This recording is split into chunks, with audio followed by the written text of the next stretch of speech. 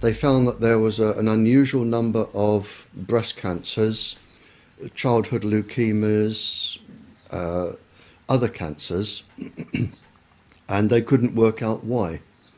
So they changed some of the staff, and then they went down with leukemias and cancers.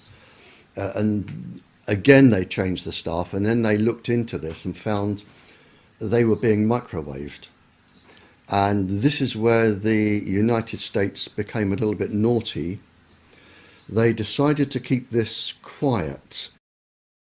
The Americans used their own people as initial guinea pigs to develop their own weapons. And then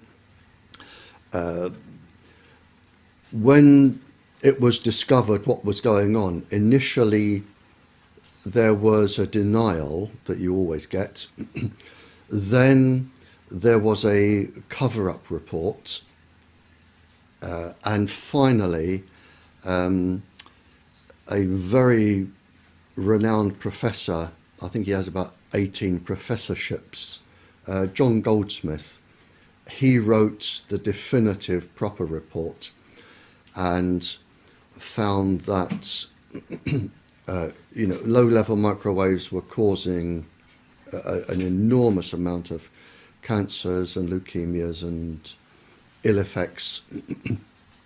And by then, everybody was leaping onto the microwaves as stealth weapons, and they go from there, which was the 50s, right up to and including the present day.